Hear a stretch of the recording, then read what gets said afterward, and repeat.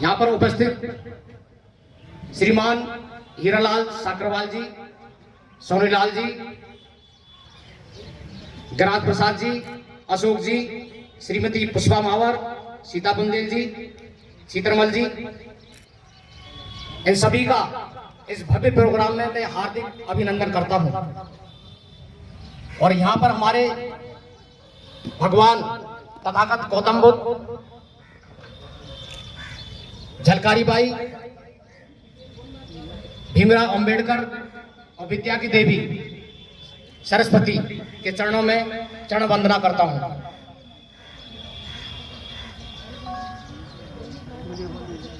यहां पर मैं सबसे पहले जो यहाँ की जो आयोजन समिति है, कोली समाज विकास समिति टोंक, यहाँ की पूरी कार्य समिति को मैं तहे दिल से उनका हार्दिक अभिनंदन करता हूं, उनका शुक्रिया अदा करता हूं कि उन्होंने एक बहुत बड़ी पहल आज इस टोंक के शुरुआत की है। मुझे याद है यहाँ पर जो पहले एक प्रतिभान सम्मान समारोह हुआ था कई साल पहले, तो हमारे परम मित्र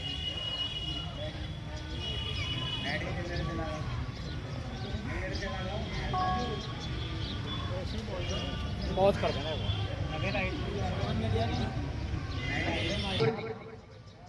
वो अभी हम लोगों के बीच में नहीं है, उनकी हम सबको बहुत याद आती है। तो उन्होंने यहाँ पर प्रथम प्रतिभाग सम्मान समारोह किया था।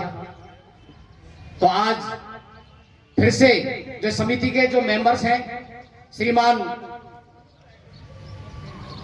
जसवंत जी, हेमंत जी, भगवान दास जी, ये सभी तारीफ के काबिल हैं, जो कि उन्होंने फिर से इस परंपरा को चालू किया है। और सभी चयनित जो कर्मचारी गण हैं, उन्होंने समाज का मान बढ़ाया।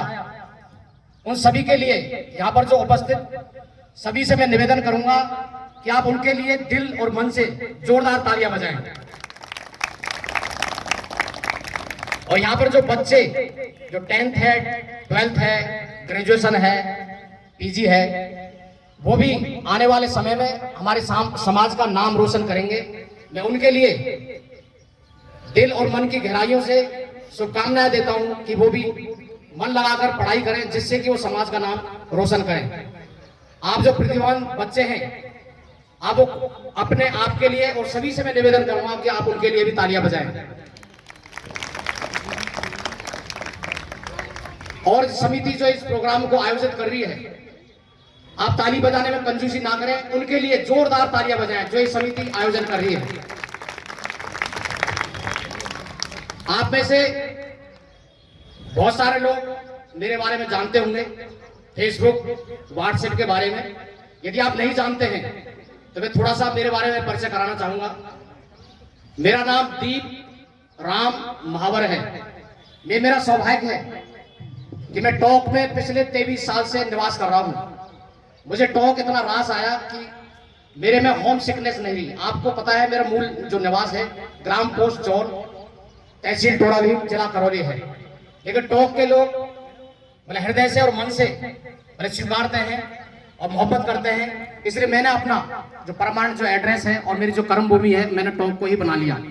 कई बार ये होता है कि किसी की पोस्टिंग होती है तो उनको सबसे पहले मतलब चिंता होती है कि पढ़ने के बाद कि मेरी नौकरी लग जाए। और मैं कई लोगों को ऐसे जानता हूं जो ऊपर वाले, और देखिए मोटिवेशन ये नहीं कि आपको मुझसे मिलेगा, यहाँ पर जो हमारे सम्मानित जो मंच पर आसीन है उनसे मिलेगा। मोटिवेशन आपको किसी भी क्षण, किसी भी जगह, किसी भी घटना से मिल सकता है। तो मैं पिछले 23 साल से इस टोंक में हूं और सभी सम्मानित लोगों से मैं हमेशा निवेदन करता हूं कि आप टोंक में, टोंक के किसी भी मोहल्ले में या देश में किसी भी जगह, यहाँ पर यदि मुझे नहीं तो जो मोटिवेशन के बारे में जानता हो या किसी को मोटिवेट कर सकता हो, उसके आप समय समय पर यदि सेमिनार करवाएं, वर्कशॉप करवाएं, तो मैं मानता हूं कि आपके जीवन में परिवर्तन आ सकता है। मैं देखता हूं कि बहुत सारे जो समाज हैं, हम यहाँ पर किसी पर्टिकुलर समाज का नाम नहीं लेना चाहेंगे, लेकिन वो लोग समय समय पर अपने स्कूल है, कॉलेज है, बस्तियां हैं, वहां पर मोटिवेशन के सेमिनार करवाते रहते हैं, वर्कशॉप करवाते रहते हैं। तो उनके जो बच्चे हैं वो आगे बढ़ते हैं। मैं हमेशा कहता हूं कि समाज के अंदर जो बच्चों की टैलेंट की कोई कमी नहीं है, प्रतिभा की कोई कमी नहीं है, लेकिन सवाल उठता है कि उनको प्रॉपर गाइडेंस कैसे दी जाए। तो समय समय पर उनको प्रॉपर गाइडेंस यदि दी जाए तो वो अपनी जिंदगी में सफल हो सकते हैं। और देखिए, मोटिवेशन सबसे पहले मैं मानता हूं, इसको आप यहाँ पर जो गणमान्य लोग बैठे हैं उसको आप अदरवाइज बिल्कुल ना लें, क्योंकि मैं किसी को टारगेट करके मैं कभी भी कोई बात नहीं करता। लेकिन मोटिवेशन क्या है कि सबसे पहले अपने परिवार से एक आदर्श उदाहरण देना चाहिए किसी को भी। तो यहाँ पर बहुत सारे लोग तो जानते हैं, और ये जो मैं आपके सामने जो वीडियो को जो रिकॉर्ड करवाता हूँ हर जगह, उसका मकसद ये है कि बहुत सारे जो बच्चे हैं, किसी न किसी को हमारा 1% फॉर्मूला है, यदि 1% तक भी हमारा मैसेज यदि पहुंच जाता है तो वो उसकी लाइफ में चेंज हो सकता है। तो थोड़ा सा कई लोग हो सकता है कि मेरे बारे में नहीं जानते हों, लेकिन टॉक पे हैं तो कई लोग जानते होंगे कि मेरा सौभाग्य कि टॉक को मैंने अपना रेजिडेंस बनाया, मैंने अपनी कर्मभूमि बनाया, और अभी मेरा जो वर्तमान जो पता है वो 17 अंबिका कॉलोनी में है, जो कि हमारे यहाँ पर सम्मानित परम आदरणीय और सम्मानित श्री तेजबल महावर जी बैठे हुए हैं, उन्हीं ने मुझे वो मकान दिलवाया था। तो यहाँ पर मेरा परमानेंट एड्रेस बना लिया। सबसे पहले मैं अपने परिवार के बारे में आपको बताना चाहूंगा कि मैं सभी से निवेदन करना चाहूंगा यहाँ पर बैठे हुए कि अपनी बच्चियों को जरूर पढ़ाएं। मैं यहाँ पर स्पेशल बच्चियों के लिए क्यों बोल रहा हूँ कि आज हम इस ऐसे दौर में पैदा हुए हैं। एक समय ऐसा था 20, 25, 30 साल पहले कि हम देखते हैं कि वो अपने बच्चियों को बिल्कुल नहीं पढ़ाते थे, लेकिन समय बदल गया है। वो अपने बच्चे को जरूर पढ़ाएं, क्योंकि आज के टाइम में ऐसा कोई डिपार्टमेंट नहीं जिसमें लड़कियों के लिए रिजर्वेशन ना हो, उनको आगे बढ़ाने के मौके ना हो। तो मैं एक छोटे से गांव का ही रहने वाला हूं। मैं हर बार इसलिए बताता हूं कि यहाँ पर जो स्टेलिंग जो स्टोरी होती है, संघर्ष भरी जो स्टोरी होती है, कई बच्चे बोलते हैं कि मेरे पिता मजदूरी करते हैं, वो उसके पास में पैसे नहीं है, मैं अपने जीवन में कैसे बढ़ूं। मैं केवल इसको बहानाटाइटिस बीमारी बोलते हैं, उसको बहाना मारने वाली बीमारी। तो कहने का मतलब कई लोग ये बोलते हैं कि मेरे पिता तो मजदूरी करते हैं, उनके पास में 1 रुपए भी नहीं है। यदि वो ऐसा बोलते हैं तो वो गलत बोलते हैं। आप में बहुत सारे लोग मेरे पिताजी को भी जानते होंगे। वो मेरे पिताजी मतलब मजदूरी करते थे, तो मैंने उनसे बोल दिया कि आपको मेरे बारे में चिंता करने की जरूरत नहीं है, जो मेरे भाई हैं आप जितना भी कमाते हैं आप उनको दे दीजिए, क्योंकि एक मजदूर पिता अपने बच्चों के लिए कितना कर पाएगा। यदि हम उनसे बोलेंगे तो कहां से उधार लाके देगा, कहां से। तो देखिए, हम तीसरी क्लास में थे तो किसी ने बोल दिया कि आप गरीब हैं, आगे पढ़ नहीं सकते, तो आगे आप लाइफ में क्या करेंगे। तो हमने तीसरी क्लास से लेकर और 10वीं तक सिलाई का काम किया है, जहां आप हर प्रकार के कपड़े हम सिलने जानते हैं। लेकिन हमारे गुरु जी थे परम आदरणीय सम्मानित श्री द्वारका प्रसाद अवस्थी जी। देखिए, यदि आपके मन के अंदर जुनून हो, कुछ करने का जज्बा हो, तो आपको जो ऊपर जो शक्ति है, ईश्वर जो है, आपको रास्ता दिखाने के लिए समय समय पर आपके सामने भेज देते हैं। तो उन्होंने कहा, बेटा आप गरीब हो, आगे पढ़ नहीं सकते, तो ऐसा करना, आप आगे जाके साइंस ले लेना और बच्चों को ट्यूशन पढ़ाकर खुद पढ़ लेना। तो देखिए, उनकी ये इतनी सी बात उन्होंने 8th क्लास के अंदर बोली थी। उनकी इतनी सी बात हमारे दिमाग के अंदर बैठ गई। हमने आगे 10th क्लास के अंदर, तो देखिए, मैं 9th क्लास के अंदर मेरी 65% बने थे, 65 ओनली 65। उस समय 91 के अंदर हमने 10th पास किया। तो देखिए, कोई भी इस दुनिया के अंदर पैदा होता है, वो जरूर नहीं कि वो मतलब होशियारी पैदा हो, उसका जब मन चेंज हो जाए उसी दिन से होशियार हो जाता है। एक मिनट, इसको आड़ा लेना। तो जरूर नहीं कि हमारे अब 10th क्लास आ गई, तो 10th क्लास के अंदर अब कोई सरप्राइज होगा। मैं उनको नमन करता हूं, उनको प्रणाम करता हूं, उनके चरण वंदना करता हूं ऐसे गुरुजनों को, जो कि समय समय पर यहाँ पर बहुत सारे गुरुजन भी बैठे हैं। ये गुरु भी एक ऐसा है जो किसी भी बच्चे की लाइफ को बदल सकता है। तो यहाँ उन्होंने कहा कि बच्चे आप आगे जाके मतलब साइंस वगैरह लेना और बच्चों को ट्यूशन पढ़ा के पढ़ लेना। ये केवल मैं उन बच्चों के लिए कर रहा हूं जो बहाना मारते हैं मेरे पिता। तो देखिए, 10th के अंदर संस्कृत में हमारे स्कूल के अंदर टीचर नहीं थे पढ़ाने वाले, तो हमने उसको सेल्फ स्टडी जैसे तैसे किया। तो आपको सरप्राइज होगा कि 9th क्लास के अंदर 9th क्लास में मेरे संस्कृत के अंदर 50 में से 17 नंबर आए मेरे। कितने आए? 17 नंबर। हमारे गुरुजी ने बोला था कि आगे जाके आपको सब्जेक्ट साइंस लेना है तो ट्यूशन पढ़ाकर आपको पढ़ना है। तो ये दिमाग में टेंशन हो गया कि 17 नंबर आए हैं, हमारी परसेंटेज कैसे बनेगी 10th के अंदर। तो हमने उसको इतना इतना पढ़ा, उसको सेल्फ स्टडी इतना किया कि हमारे 50 नंबर में से 49 नंबर आ गए। आप चाहें तो मेरे लिए ताली बजा सकते हैं। तो आप कहने का मतलब यदि आपके अंदर जज्बा है तो हमारे 10th के अंदर 80% आए। हमारे 10th के अंदर 80% आए। नागेंद्र जी ले लो, किसी बच्चे को दे देना।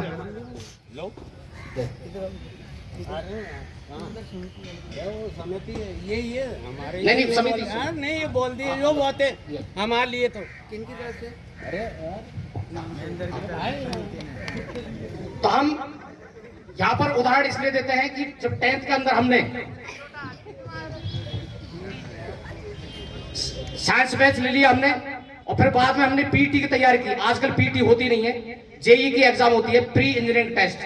तो आप हमने बिना किसी कोचिंग, बिना किसी ट्यूशन के, हमने उस समय 93 में हमने 12th कर लिया। 94 के अंदर हमारा 12th रैंक बनी थी, 12th। तो आप चाहे तो फिर से ताली बजा सकते हैं। तो देखिए मैं आपको इसलिए बोल रहा हूँ कि मोटिवेशन आपको कहीं से भी आ सकता है। आपको सरप्राइज होगा कि हमने हिंदुस्तान की मानी हुई कॉलेज MNIT जो जयपुर में है, हमारे परम आदरणीय सम्मानित श्री दिनेश कुमार बुंदेल जी की लड़की वहां पर इस समय पढ़ाई कर रही है। तो वहां पर हमारा एडमिशन हुआ। और आपको सरप्राइज होगा कि जेब का, आप इमेजिन करिए कि किसी बच्चे के जेब में 1 रुपए नहीं है, 1 रुपए, और वो हिंदुस्तान की मानी हुई कॉलेज में उसका एडमिशन हो जाता है। हिंदुस्तान के मानी हुई कॉलेज में एडमिशन हो जाता है। आज के बच्चे कहते हैं कि मुझे ये चाहिए, वो चाहिए, ऐसे इस प्रकार के जूते चाहिए, इस प्रकार के चप्पल चाहिए। तो हमारा उस कॉलेज के अंदर एडमिशन हो जाता है। तो हमें फिर से हमारे जो परम आदरणीय सम्मानित गुरु जी की बात याद आ गई। तो हम सुबह वहां पर 9 बजे कॉलेज में जाते थे और शाम को 4 बजे आते थे। तो 4 से लेकर 7 बजे तक, 8 बजे तक हम ट्यूशन पढ़ाते थे। और वहां से जो पैसा मिलता था कॉलेज की फीस, कपड़े वगैरह जो भी है, और हमने सफलतापूर्वक हमने बीटेक वहां से पढ़ाई कर ली। और हम तो कहने का मतलब मैं उन बच्चों के लिए कहना चाहता हूं कि आप यदि ऐसा कहते हैं कि मेरे पिताजी बीमार हैं, या सॉरी वो मतलब कुछ कमाते नहीं है, या वो गरीब है, तो ऐसा केवल मतलब बहाना है। अब मैं शुरुआत करता हूं कि जब मोटिवेशन, यदि आप घर के अंदर किसी भी दो शब्द मतलब 3 शब्द ऐसे बनाए हैं, I can then you can, he can then you can, they can then you can. कहने को है कि मैं ऐसा कर सकता हूं तो आप भी ऐसा कर सकते हैं, वह ऐसा कर सकता है तो आप भी ऐसा कर सकते हैं, वो ऐसा कर सकते हैं तो आप भी ऐसा कर सकते हैं। हमारी शादी हुई सन 2000 के अंदर, 22 जनवरी 2000, जो कि आपके सामने मेरी धर्मपत्नी श्रीमती पुष्पा भावर बैठी हुई है। तो इन्होंने वहां पर पढ़ाई कर रखी थी BA तक। हमारी शादी हुई तो हमने इनको समझाया, इनको मोटिवेट किया हमने। श्रीमती जी देखिए, कई बार क्या होता है कि पति पत्नी का जो रिलेशनशिप है वो एक म्यूचुअल अंडरस्टैंडिंग का होता है। तो हमने इनको बताया कि यदि गरीबी जल्दी दूर करनी है तो आपको आगे और पढ़ाई करिए, MA करिए, BEd करिए। तो इन्होंने पढ़ाई की, हमारा कहना माना इन्होंने, और आज आपके सामने ये 3rd ग्रेड टीचर हैं। तो आप इनके लिए तहे दिल से तालियां बजा सकते हैं। तो हमारी शादी हुई, हमारे 2 बच्चियां। देखिए कई बार हमारे घर पे बहुत सारे मेहमान आते हैं तो पूछते हैं कि आपके कितने बच्चे हैं। हम उनसे कहते हैं कि 2 बेटियां। तो बड़ा अफसोस जाहिर करते हैं वो, बेटियां बेटे नहीं है। तो मेरी बच्चियां सुनती रहती हैं कि पापा जी आपको कोई दिक्कत नहीं है हमसे, आपको हमसे कोई दिक्कत नहीं है, जो लोग मिलने आते हैं उनको क्यों दिक्कत है हमसे, नहीं। तो हमने बच्चों को यही कहा बचपन से, I can then you can. तो बच्चों ने समझा कि मेरे पापा जी ऐसे संघर्षों में इस जिंदगी को आगे सफल हो सकते हैं, आगे बढ़ सकते हैं। तो बड़ी बच्ची पढ़ने में, बड़ी और छोटी दोनों पढ़ने में एवरेज थी। लेकिन मैं आपको हर बार कहता हूं कि यदि आपको प्रॉपर गाइडेंस दिया जाए, प्रॉपर गाइडेंस दिया तो आप कुछ भी कर सकते हैं। तो वो बच्ची बड़ी वाली 10th के अंदर डिस्ट्रिक्ट टॉपर आई, और 12th में भी वो डिस्ट्रिक्ट टॉपर आई। ऐसे ही आप तालियां बजाइए उसके लिए भी। और छोटी वाली बच्ची वो भी 10th के अंदर डिस्ट्रिक्ट टॉपर आई, और 12th के अंदर भी वो डिस्ट्रिक्ट टॉपर आई। तो कहने का मतलब मेरे दो अनमोल रत्न है वो। आपको सरप्राइज होगा कि हिंदुस्तान की मानी हुई college IIT PHU Banaras Hindu विश्वविद्यालय, उसके अंदर वो 12th के अंदर मात्र 16.5 साल की उम्र में, ये देखिए मात्र 16.5 साल की उम्र में वो IIT के अंदर बिना किसी कोचिंग, बिना किसी ट्यूशन के वो सिलेक्शन हुई। और आज वो कॉलकॉम कंपनी के अंदर, कॉलकॉम कंपनी में, यहाँ पर उसकी सैलरी नहीं बताऊंगा क्योंकि कई लोग ये सोचते हैं कि अपने बच्चों की सैलरी बहुत बड़ा चढ़ाकर बताते हैं। आपको पता होगा कि जो प्राइवेट जो कंपनियां हैं वो बहुत ही अच्छा पैकेज देती है, जिसकी शायद हम में से कई लोग कल्पना भी नहीं कर सकते कितना वो पैकेज देती है। तो देखिए मात्र 21.5 साल की उस कॉलेज से वो निकली, आज वो जॉब कर रही है। तो आप मेरी बड़ी बच्ची के लिए मन से दिल से आप उसके लिए ताली बजा सकते हैं। और जो छोटी जो बच्ची है वो भी पढ़ने में एवरेज थी, 10th किया, 12th किया, डिस्ट्रिक्ट टॉपर, और वो आज यहाँ से 2,500 किलोमीटर कर्नाटक NIT, जो कि NIT के अंदर नंबर 1 कॉलेज और ओवरऑल जो इंजीनियरिंग कॉलेज है उनके अंदर वो 8 नंबर पे। तो मैं यहाँ पर बैठी हुई जो बच्चियां हैं मैं उनसे निवेदन करूंगा कि आप पढ़ने में आप मन लगाकर, ऐसी दुनिया की कोई एग्जाम नहीं है जिसको आप पढ़ नहीं सकते। और मैं यहाँ पर थोड़ा सा और आपको उदाहरण देना चाहूंगा कि मैं सौभाग्यशाली हूँ, जो मेरी जो श्रीमती जी हैं उन्होंने मेरे बच्चों को अच्छे संस्कार दिए और वो आगे वो तो आज वो बच्चियां कामयाब हैं।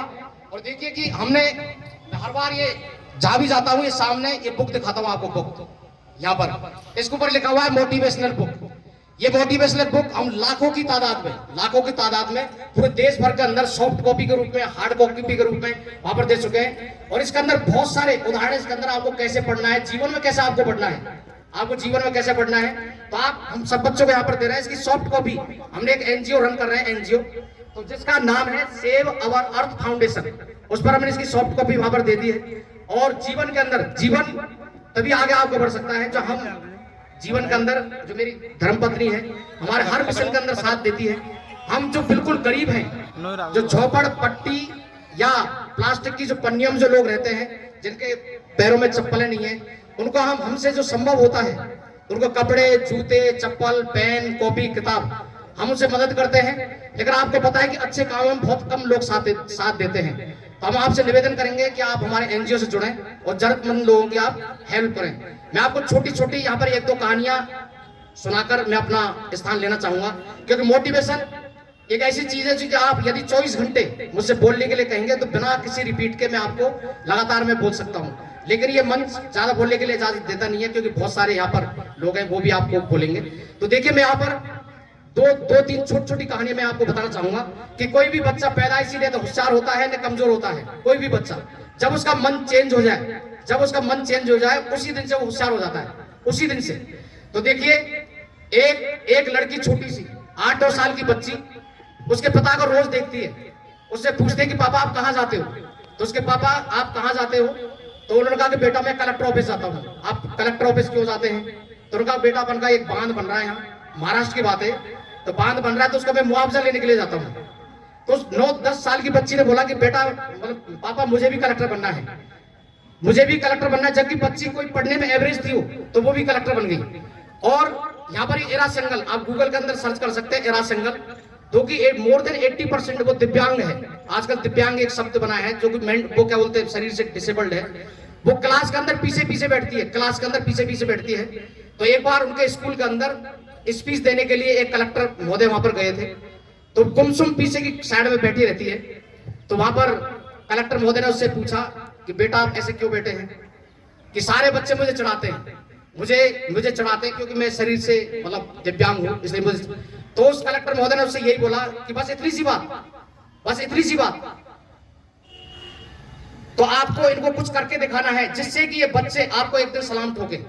तो वो उस बच्ची, देखिए कोई पढ़ने में वो इंटेलिजेंट नहीं थी पहले, लेकिन उस बच्चे को जब इतना एक शब्द बोल दिया उसने कि आपको वो करके दिखाना है कि ये जो बच्चे जो आपका मजाक उड़ाते हैं, आपकी जो हंसी उड़ाते हैं, यही बच्चे आपको एक दिन सल्यूट मारे।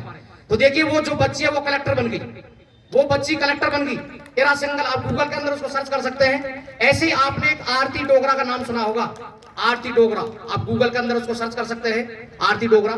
उसकी हाइट मात्र 3.25 फीट है, उसकी हाइट मात्र कितनी है, 3.25 फीट। मैं फिर से आपसे बोलना चाहूंगा, कोई भी बच्चा पैदाइशी इंटेलिजेंट या कमजोर नहीं होता है, जिस दिन उसने सोच लिया उसी दिन वो होशियार हो जाता है। तो ऐसे ही एक दिन उनके स्कूल के अंदर फिर कोई बड़ी पोस्ट वाला आए थे कलेक्टर जैसे स्पीच देने के लिए। तो उन्होंने कहा कि वो भी ऐसे गुमसुम बैठी थी वहां, ऐसे बिल्कुल मासूम सी ऐसे। तो उन्होंने कहा कि बेटा आप ऐसे कैसे बैठे हो, कि मुझे सब बच्चे नाटी कहकर पुकारते हैं। देखिए बड़े बच्चों की बच्चे शैतान तो होते ही है क्लास के अंदर, कि मुझे नाटी कहकर पुकारते हैं, कि बस इतनी सी बात, केवल इतना सा ही शब्द बोला है उसने, केवल इतनी सी बात, क्या आप इनको कुछ ऐसा करके दिखा दीजिए कि सारी दुनिया आपको सलाम ठोके, आपको नमन करे। तो वो बच्ची वो आज की डेट में क्या है, कलेक्टर से भी ऊपर पोस्ट है। आज वो CM कार्यालय में भी उसको नई पोस्ट दे दी गई है। ऐसे में फिर आपको एक बदमाश ने बोला कि आप कोई डीसी हो क्या, आप कोई डीसी हो क्या।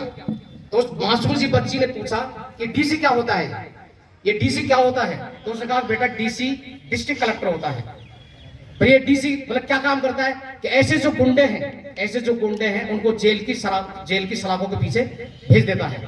तो उस बच्ची ने प्रण किया, उसने एक दृढ़ संकल्प लिया और वो बच्ची भी क्या बन गई, डीसी बन गई।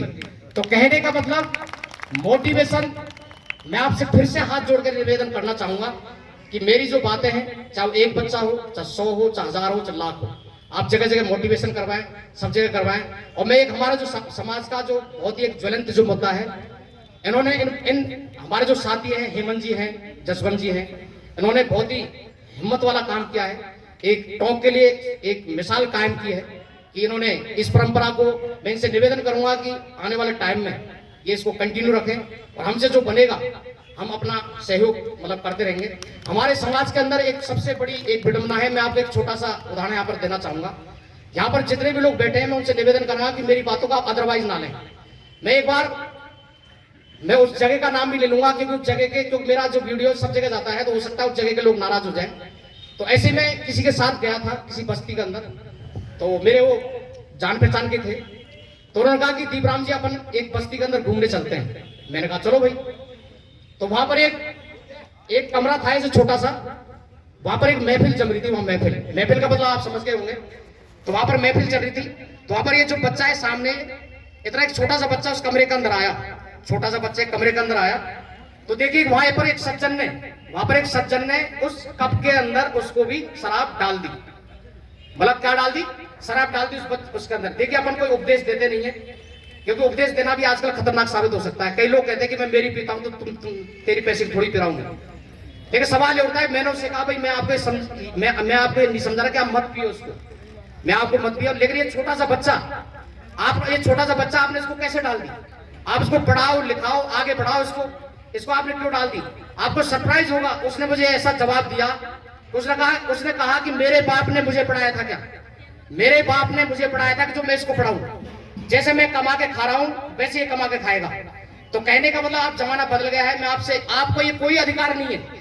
यदि आप किसी की बेटी को ब्याह कर लाते हैं तो आपको कोई राइट नहीं उसकी जिंदगी को बर्बाद करने का। पहली बात, आप उस बच्ची को ब्याह के लाए और आपने बच्चे भी पैदा कर दिए, आपने उनकी लाइफ की बर्बाद करने की आपका कोई वो नहीं है।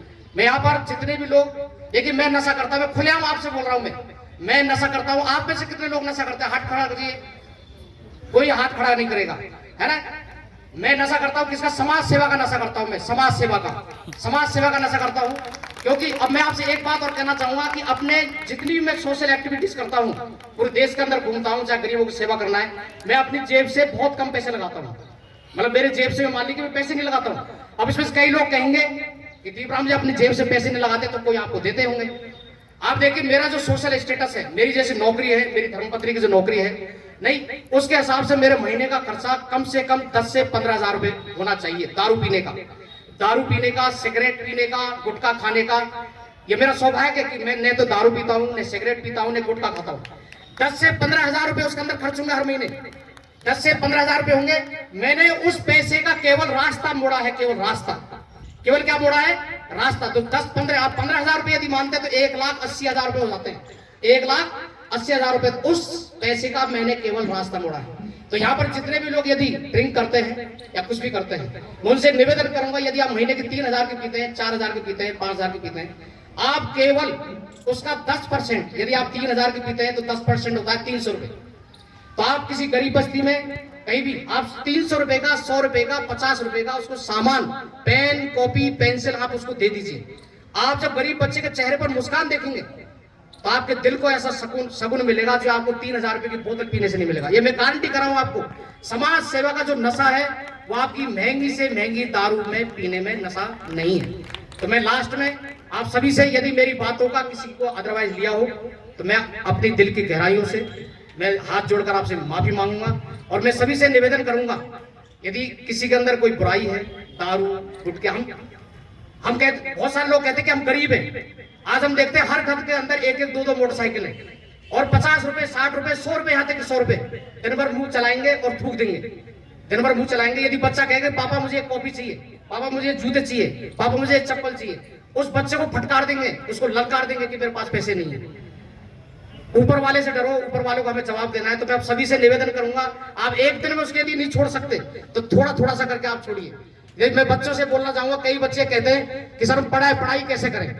देखिए 1% बनाया दुनिया के अंदर फॉर्मूला, 1%। 10 घंटे रोजाना हर कोई नहीं पढ़ सकता, 10 घंटे। तो आप रोजाना आधा घंटे पढ़े, फिर 35 मिनट पढ़े, फिर 40 मिनट पढ़े, फिर 1 घंटा पढ़े, फिर 2 घंटा पढ़े, 1.5 घंटे पढ़े। तो आपका जो माइंड है, आपका माइंड एकदम उसके लिए तैयार हो जाएगा। और दुनिया की कोई ऐसी एग्जाम नहीं है, दुनिया की कोई ऐसी एग्जाम नहीं है जिसको आप निकाल नहीं सकते। और देखिए पढ़ने की कोई उम्र नहीं है। मेरी धर्मपत्नी शादी के बाद वो टीचर बनी। बहुत सारे जो लोग हैं यहाँ पर 30, 40, 35 साल की उम्र में वो टीचर बनते हैं। और आज जो हमारे सामने हमारी जो महान शिक्षिका हुई सावित्रीबाई फुले, आज हम देखते हैं कि हर घर के अंदर सावित्रीबाई फुले हैं। तो उनके मिशन को आगे बढ़ाएं, अपने बच्चों को पढ़ाएं। और मैं सभी से निवेदन करूंगा कि आप अपने बच्चों को जरूर पढ़ाएं, क्योंकि पढ़ाई एक ऐसी चीज है जिससे हम दुनिया के अंदर आगे बढ़ सकते हैं। और विशेषकर जो गरीब है उसकी तीर और कमान, उसकी कमाने केवल एक ही तीर है, एक ही तीर, वो है शिक्षा का। जो अमीर है उसके कमान में सैकड़ों तीर है। यदि वो एजुकेशन के अंदर सफल नहीं हुआ, पढ़ने के अंदर सफल नहीं हुआ, तो उसके जो बाप दादा हैं उसको कोई बिजनेस लाइन में खड़ा कर देंगे। लेकिन हम जैसे जो गरीब हैं उनके पास में केवल एकमात्र तीर है, वो है एजुकेशन। इसलिए मैं सभी से हाथ जोड़कर निवेदन करूंगा, अपने बच्चों को पढ़ाएं, उनको आगे बढ़ाएं। आपने मुझे ध्यान लगाकर सुना, उसके लिए आपका तहे दिल से धन्यवाद। और मैं आप इनको मोटिवेशन करने के लिए कोली समाज विकास समिति के जितने भी पदाधिकारी हैं उनका आप जोरदार तालियां बजाएं, जिससे कि उन्होंने इस सफल जो आयोजन ये किया और ये पूरा मैसेज जाएगा पूरे हिंदुस्तान के अंदर, पूरी दुनिया के अंदर जाएगा कि ये कोई भी काम कठिन नहीं है। उस काम को यदि हम दिल और मन से काम करें, उन्होंने बहुत ही शॉर्ट पीरियड के अंदर मात्र 20 दिन के अंदर इतनी बहुत बढ़िया तैयारी की, बहुत ही अच्छा प्रोग्राम किया। अब अगेन उनके लिए फिर से तालियां बजाएं। थैंक यू, आपने सुना।